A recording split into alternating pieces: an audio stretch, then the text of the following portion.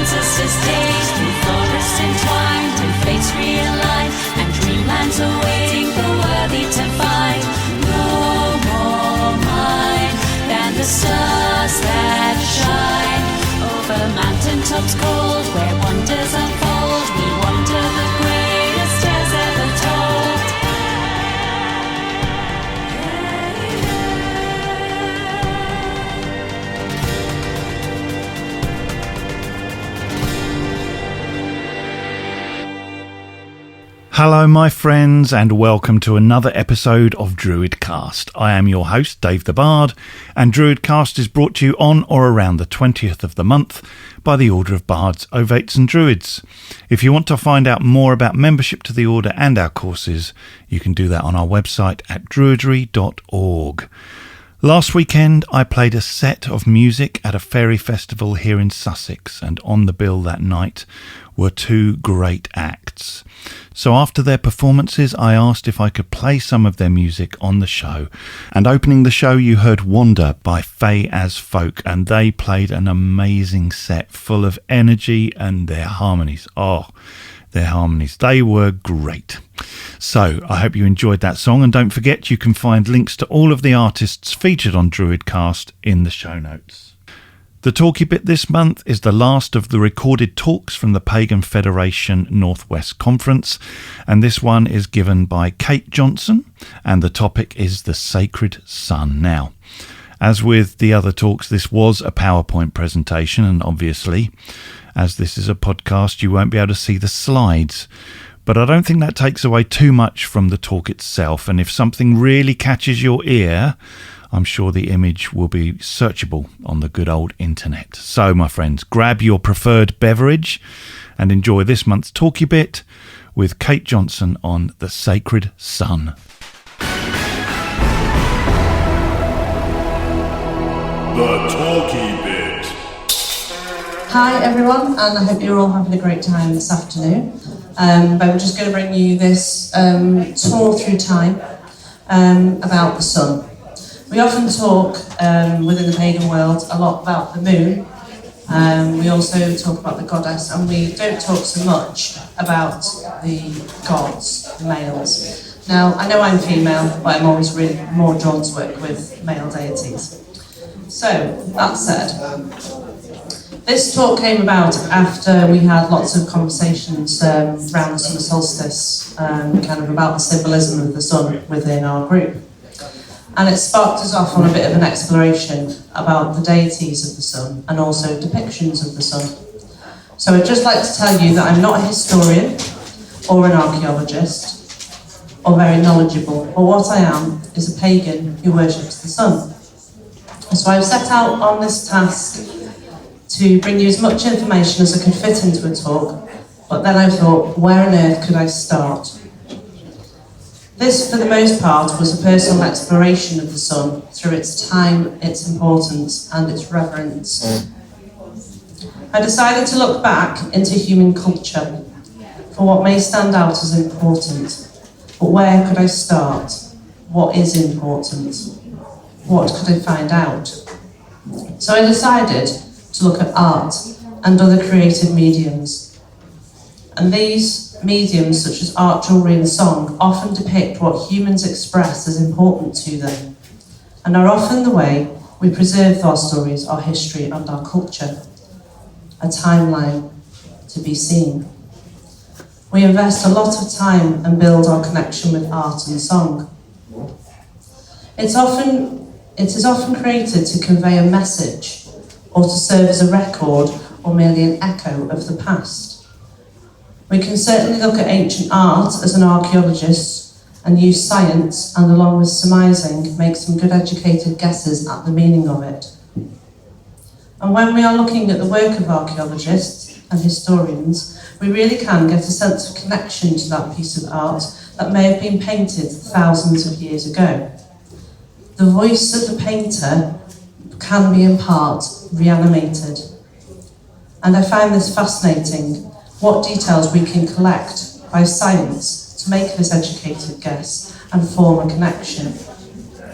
So as I looked through art through the ages and noted a sort of pattern in the evolution in relation to the sun, and indeed the gods themselves, I saw this pattern, and I will reveal that in a short while. But first of all, I will mention the context in which I noted it. I started off looking at the oldest images in history, and with all these wonderful, there were so many wonderful images that came from the Paleolithic. I'll start by beginning with the Paleolithic, the Neolithic, and a little jump to the ancient age, classical period, and indeed some modern references. So, that said, let's go on a little journey to see what I found. Firstly, we will look at Chauveau Cave in France, which contains cave art dated at 30,000 years old. As you can see from the image of this cave behind me, it is quite vast. And the pattern that I mentioned earlier was that as time elapses through the ages, art seems to change and incorporate influences of depictions of the sun as being an actual deity. It's almost as we humans evolved, so did the need to know why we exist, and so did the birth of the relationship to the oldest gods and the cosmos. Here we see Paleolithic hunters, which give an animistic approach to life. We see animals as important on the cave paintings, as though they themselves may have been the original gods of the Paleolithic age. As we look at other depictions of anthropomorphic figures, they may give us a clue as to the nature of the religious beliefs of the Paleolithic, or do they? A very famous image, which I'm sure you will have seen, is named the Sorcerer, and this is quite a controversial point. When we look at the image on the left, which was famously drawn as a representation of the original work in the cave, it does appear as though this could be a representation of a horned god or a shaman from the Paleolithic era. And this particular image has been a hot debate amongst historians. The image on the right seems to differ from the painting, as though some details or some artistic license may have occurred. Ronald Hutton himself theorised that the person who drew the original copy was fitting evidence to support this magical hunting theory of cave art, citing that the figure drawn is not the same as the one on the cave wall. And Ronald's theory led him to conclude the reliance of the artist's initial sketch, resulting in later scholars erroneously claiming the sorcerer was evidence of a horned god that dated to Paleolithic times. Of course, we will never know, but it does strike the imagination. It's theorised that these shaman-like paintings, of which I will show another in a moment, represent an anthropomorphic theme, which reveres fertility and animistic worship. This conclusion is drawn from a number of images that show a large or swollen phallus. In this slide behind me, we are looking here at a therianthrope. This is a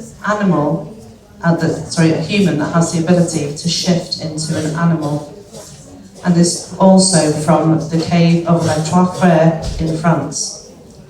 As you can see, there is an anthropomorphic figure.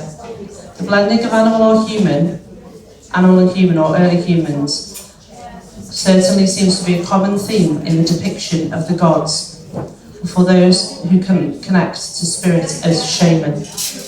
It is certainly one that continues throughout history and can be seen in ancient Egypt, where the gods will often have a human's body with the head of an animal.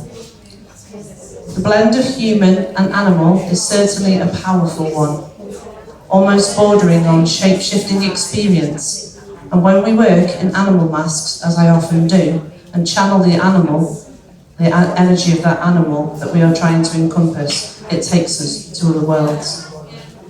Anyway, back to shamans of the Paleolithic. A lot of what is surmised from the past is best guesses from more modern written about sources and also archaeological findings. And when researching the shamans in the images that I am showing you, I noted that the Bradshaw Foundation said, based on the research of shamanic rituals of recent times, we may speculate that shamanic visionaries of the Paleolithic would, in a similar fashion to their modern counterparts, have induced trance during intense self-inflicted pain, self-mutilation, cold, hunger and isolation. The Paleolithic shamanic rites may well have included frenetic ecstatic dancing to the rhythm and clapping of mythic words or mantras, that is, in all known elements, which will eventually bring about an altered state of consciousness. The last image I will show you from this time is from the Lazos cave. Sorry, I can't pronounce the French. And here we see a male lying down on his back, again with his phallus showing to represent his own fertility. It is surmised that this is a shaman in a state of ecstasy with it being on the ground, and the animals in the scene are not truly the animals, but in fact a shamanic vision and not a nude human about to be trampled by a rather large animal. So, you may well be sat there thinking now, why is she talking about shamans? and animism, and not the sun? I'd like a refund. Well, the answer is simply to show you a mini version of the sort of things that were there in those times. You'll note that there's the relationship between the human and the animal, and not the cosmos.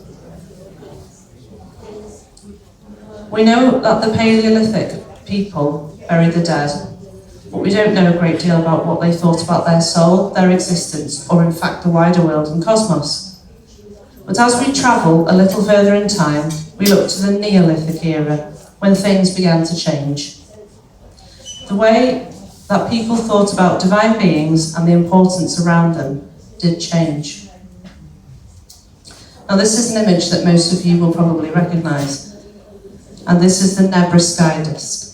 It's a Bronze Age disc, and it was found in Germany, which is beautifully crafted from bronze and gold.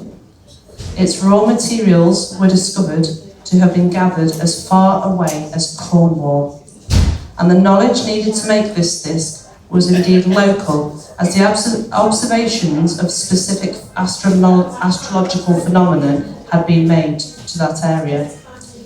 The golden orb at the centre is said to represent the full moon, or in fact, the sun.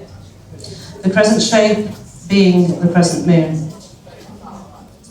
Harold Meller, who was the director of the State Museum for Prehistory, stated that the astronomical rules that are depicted would not be imaginable without decades of intense observation.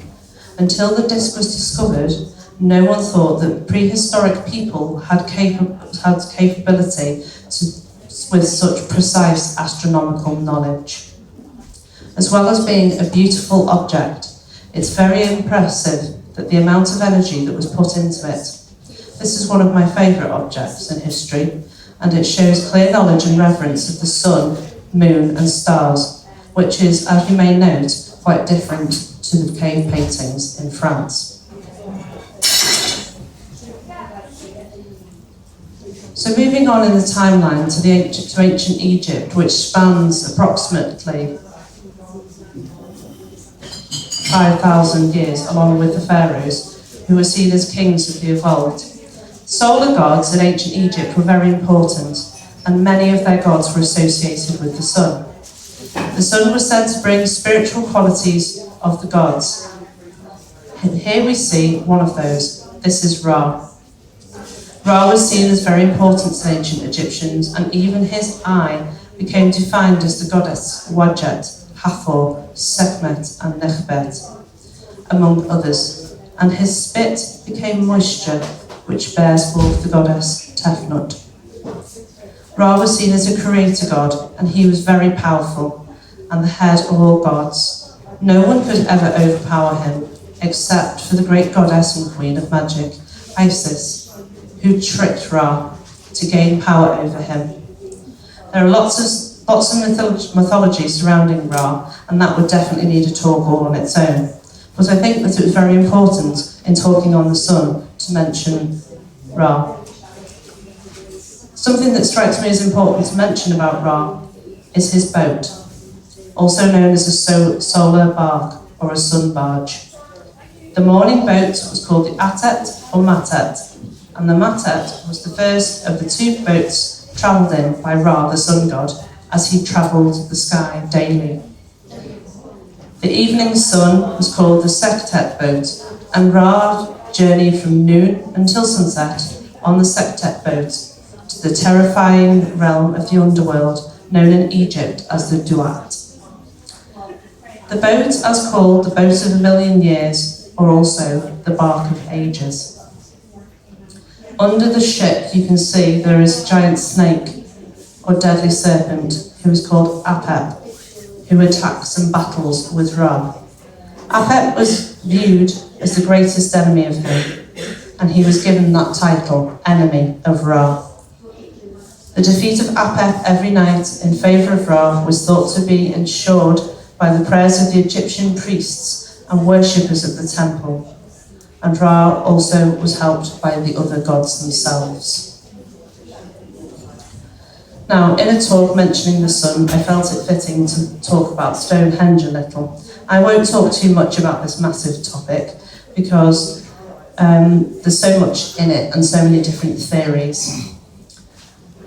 Some of the theories of what Stonehenge actually is the coronation place for the Danish kings, a Druid's temple, an astronomical computer for predicting eclipses and solar events, that sounds quite fancy, and a place of ancestor worship, or a cult healing centre. The outer posts of the henge seem to date in the Mesolithic period, and the stones to the Neolithic, which says to me it certainly was a place that had some form of significance for a long, long period and still does right up to now. We'll never know the true purpose of Stonehenge, but we do have a lot of information to make that educated guess.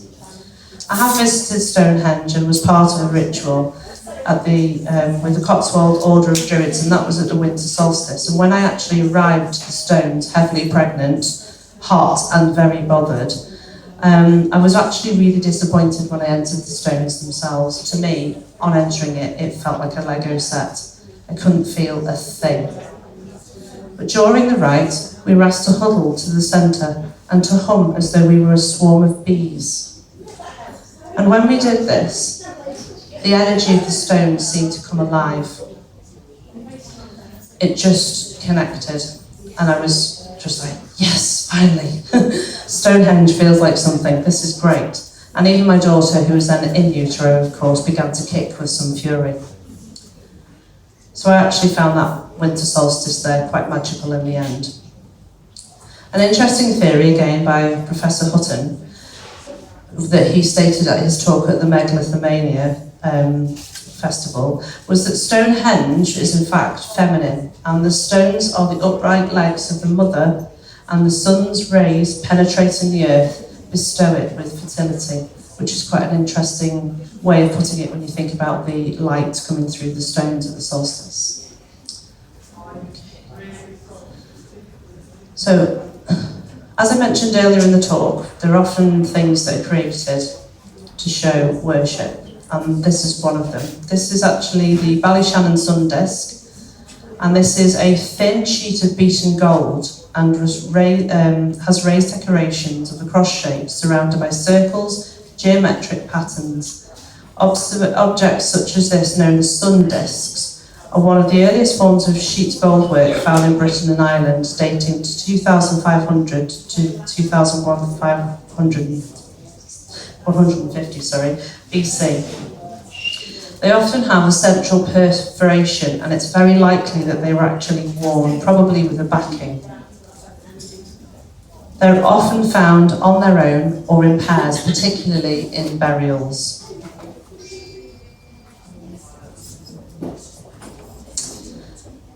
So this is another image of a solar disk on my right, and this is from Swedish Bronze Age, and just showing you these just to show the commonality between the Ballyshannon, the Swedish, and again the Nordic bronze chariots. So this is a period of time where the sun was very much depicted by a solar disk. And if you remember back to the image of Ra as well in ancient Egypt, he very much has a solar disk on his head, and often you'll see Isis with this, or Sekhmet. It's very much a sphere, a disk, which is quite interesting. So the image you'll see now is a second pendant I wanted to show you, which is a 3,000-year-old gold sun pendant, which is heralded as one of the Bronze Age's most wonderful finds in the last century. And astonishingly, this is so well preserved and was discovered by a metal detector enthusiast in Shropshire in 2018. It was found in a landscape that would have been boggy and wet during the Bronze Age, and the curators think that it would have been intentionally cast into the water as an offering, which we see so many times, including to modern day. I think it's another very, very beautiful connection to the sun that someone's created. It's obviously of metal, which is gold, which is obviously very connected to the sun also. It's very worth going and having a look at the online depictions of this with the museum it's attached to, or actually visiting it itself, because it's very beautiful considering its age. Okay, this is one of my favourite pictures that I've got to show you so far, and this is image number 41 from the Petroglyphs in Sweden. In total, there are thousands of images in the Petroglyphs on about 600 panels within the World Heritage Area. They were originally just carved into the rock, but they were painted red so that visitors could see them, which is a real sort of point of controversy because some people find that really offensive and others find it really useful. In this image, you'll see there are two female spirits and figures, and another figure of an unknown gender. And this just shows how you can see how they almost seem to be tending to the sun within the image. And this might not be how it was depicted, but it's just how I see it. And it just gives that kind of image to show reverence, really, to me. Another one of the images from the tan carvings, as you can see there, is the soul wheel, which is a symbol that many modern pagans will be very familiar with. In fact, I got one on myself, representing the sun. And that is, again, from those carvings. I put alongside the soul wheel, the bride and groom, which is from there also. And I did that just because that's such a really famous image, so that if you haven't seen the Tanum images before, you may have seen that one. I know that Heilong famously used it in their video, so that's not really connected to the sun, but I just wanted to share that with you. Okay, here's some more images from the Tanum carvings, and these are of warriors and their ships. And you'll see, interestingly, that the centre of their body looks almost as though it's a solar wheel. And obviously, because these are quite sort of crudely drawn, kind of simplified images, it's difficult to know whether those are depicting a shield or, in fact, that they are kind of representing the warriors as though the sun is the shield on the centre of the warriors, perhaps surmising maybe that would be giving them strength and things like that. So they're really, really interesting images, and it's well worth, if you, like these images, kind of looking into them, because the stories that come behind them. The Tanum Museum actually have quite an extensive website with all the different slides of the different imagery within it that you can go and kind of dig into and get lost in a very big rabbit hole. Okay, so the name of that particular section is actually Following the Path of the Sun. And over the decades on the Tanum Petroglyphs have revealed that the people depicted in the rituals were depicted in the rituals in order to understand their world. A world encapsulated in a pantheon of water, sun and fertility. And a world whose symbolism represented ceremonial battles between winter and summer. And the ship is the icon of the path of the sun ship. So again, when we look back, we had the bark before with Ra, and here we have a ship. There seems to, when you look at the kind of threads, commonalities through history, once we kind of go into the sort of time when people were noticing the wider cosmos, there seems to be a vehicle or also an animal that will transport the sun, which is seems to be quite common throughout many, many, many cultures, which is really interesting. I'm just going to talk to you a little bit about the Sami. And this is because they have such a wonderful imagery within their drums, and I absolutely love drums. And you'll see in the centre of the image, I do have a better picture of it in a minute, but the centre of the image, you can just about see a circular line in the middle with some bits coming out. That's actually the sun, and the line is the horizon. So this drum is made of wood and skin and is a bowl type drum. And again, this is from the British Museum, and you can visit it, or you can actually, if you can't get to London, you can go onto the website and you can actually pull the image out and twist it round and do all sorts of fancy things, which are really interesting to look at, and there's a much bigger explanation. It was actually made from a single piece of pine wood, and it's got a reindeer skin. stretched across. And it's covered in painting designs using ink, which was made from chewed alder bark.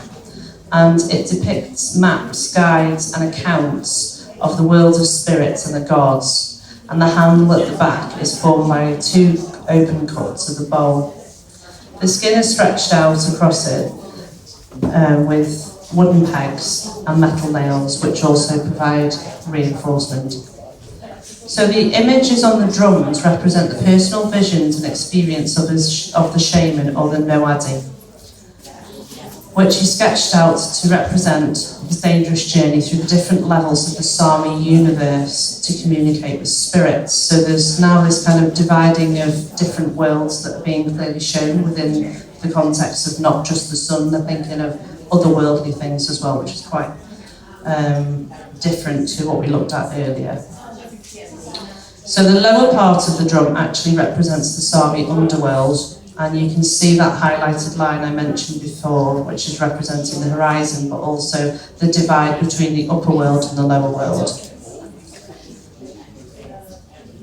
So in the underworld, there are boats that are actually associated directly with the sun, and again, like we saw before with Ra, and in the Tanam depictions, that there is actually a vehicle again. So we have a boat again. Boats seem very, very common in this journey of the sun.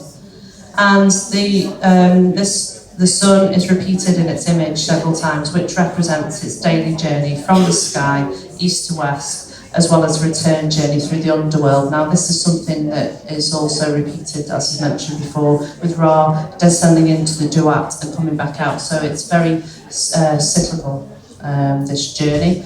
And when we have a little look at Greece and Rome later, that's very similar there too. So the sun is outlined just cresting the horizon. And they think that this actually is referring to the winter solstice, the darker time of the year.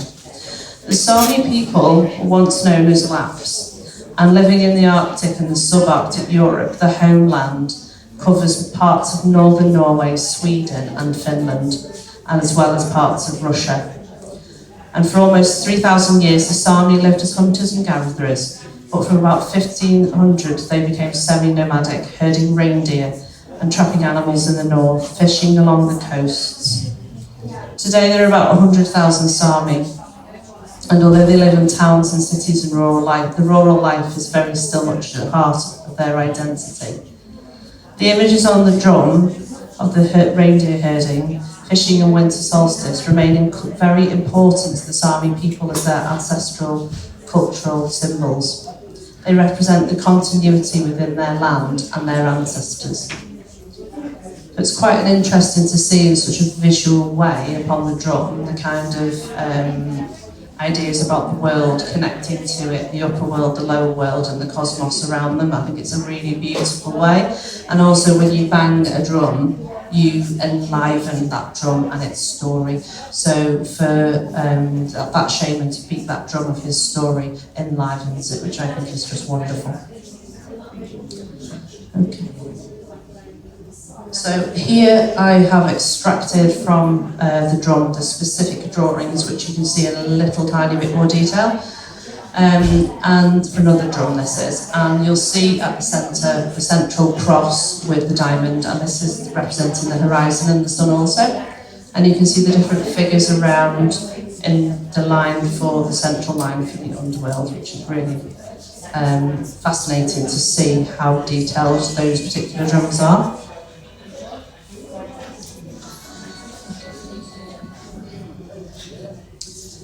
So here you can see a very classical image of the Greek god Helios, and again similar to Ra in his bark and the son of horse-drawn chariot of the Scandinavian mythologies. He is also in a vehicle, and his choice of vehicle is a chariot. And again, it's being drawn by horses, so there's this connection between the sun, the people, the animals and a vehicle in order to transport them. And again, this seems to be a common theme throughout lots of cultures. So if you notice as well, the wheels of his chariot almost represent those open-spoked kind of solar crosses that we've seen before in the Tanam. So I find it quite fascinating that between the different cultures, there's so many commonalities within them. And this is one thing that I noticed when we move into the classical Greek and Roman periods, which you'll see in the image, is that around the head of Helios, where the sun is depicted again as this solar disk, you'll now see rays of light coming out from him, which seems to be quite common within that era, where previously it was this very simple disk. And it's also a little reminiscent with Christianity coming in, with the depictions of Jesus as well, who is also depicted with the sun. This other image that is Sol Invictus, which is Roman, and you can see again there's these rays of the sun around the head, and again the horses. This is actually a Roman coin. Okay. So, just to skip right into the modern era, many of us here will have attended various neo-pagan festivals that incorporate the battle of the Holly and the Oak King, who represent the personification of summer and winter. The evergreen Holly King represents the dark half of the year, and the Oak King, the light half. Whilst these are modern depictions, they do provide a very visual story, which pagans and pagan families can easily connect with.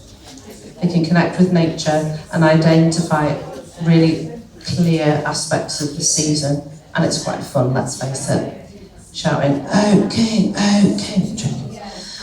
So, the battles are enacted in a kind of mummers play, which, again, a play is a creative endeavour. It's not a song or a picture, but it's another creative way in order to make a connection. And some people criticise the Battle of the Holly and Oak King, say, "Oh, it's just modern." Well, I'm sure when the Greeks discovered the old gods, at the time they were there, they didn't say, "No, sorry, Helios, not listening to you, you're too modern." So, not that I'm saying that the Oak and Holly King are, gods, but I just think it is a nice way to connect. It's a fun way to connect as well. And it does bring people sort of into that celebration of the sun at those times. So, we've been on a little bit of a journey, and I do apologise for my nerves, but I did get told I was decided I was doing this talk last night. So, I do apologise if I stammered a little bit around. So, just wanted to kind of share with you what I'd started about this stuff for the sun. Okay, so, for me, the sun is so integral to our very existence. It gives us light, heat, growth. It reveals the moon, which we often forget because we see so much about the moon, but we forget that without the sun, sometimes we wouldn't see the moon. She'd be hidden. And so there are so many aspects of the sun, and it's so integral to our life. And I think sometimes we actually take it for granted, because we forget to worship the sun. Not everyone, obviously, I'm just saying. In a lot of kind of modern pagan stuff, it's very much focused around the moon. So let's not forget the sun. So some of us worship the sun as being masculine, and others feminine, and same with the moon. But whichever pairing you choose, the sun and moon will always continue to dance with each other, we hope, meeting each other, and they will be revealed by light. I've hoped that you've enjoyed this exploration of the sun and its importance, and I will leave you there. But I just wanted to say one last thing. Hail to the sun! Hail to the sun!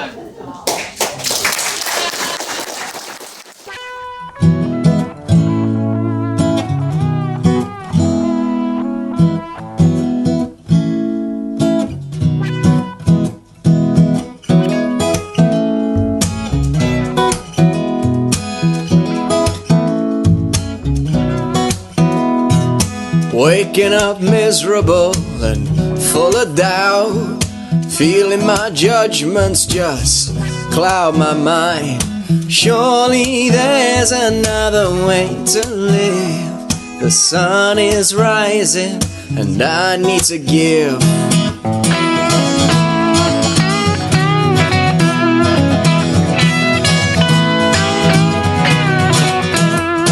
And in spite of it being so hard to cross, the flame of hope ensures I'm never lost. I've gotten my backpack and my songs to the road of life, that's where we belong. To the road of life that goes on and on.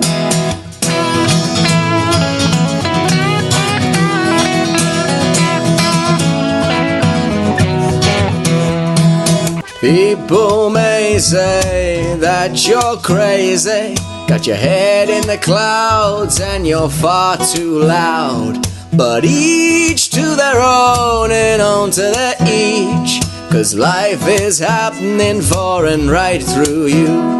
And if there's anything that I have learned, it's that life ain't doom and gloom and it's your turn.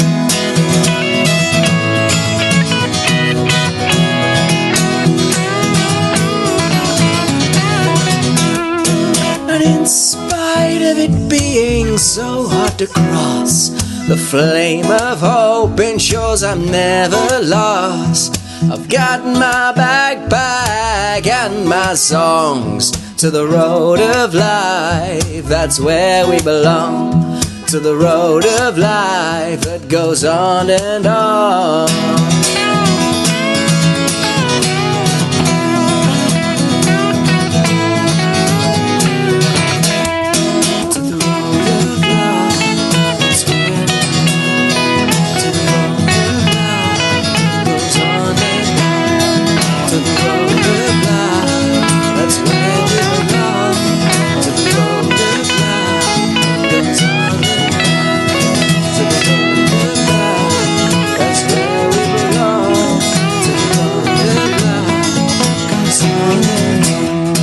In spite of it being so hard to cross, the flame of hope ensures I'm never lost.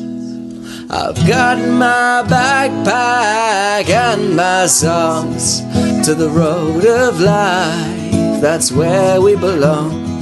To the road of life that goes on and on. To the road of life, where we belong. To the road of life that goes on and on. To the road of life, that's where we belong. To the road of life that goes on and on. To the road of life, that's where we belong. To the road of life that goes on and on.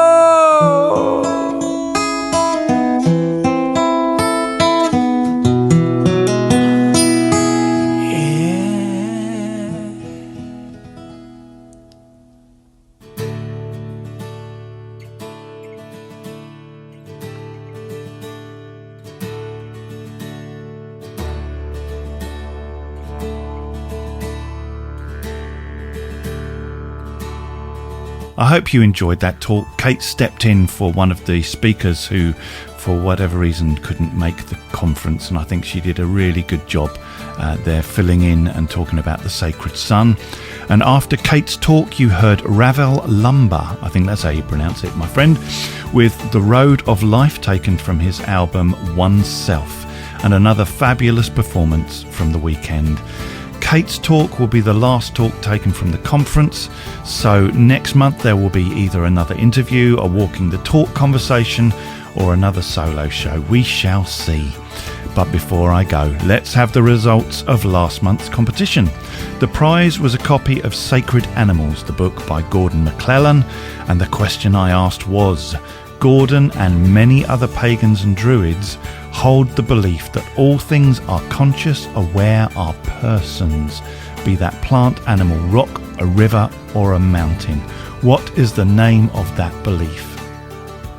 Well, the answer is animism, and the first name drawn from the hat and winner of that fabulous book is Jacob Gleason from the USA. Congratulations, Jacob. That book will be with you very soon. The prize this month is a copy of the classic book Stations of the Sun by Professor Ronald Hutton. And the question I'd like you to answer is, well, it's not so much a question really. What I'd like you to do is email me the name of one sun god from history. Email that to podcast@druidry.org along with your full postal address, and one of you will win a copy of that fabulous book.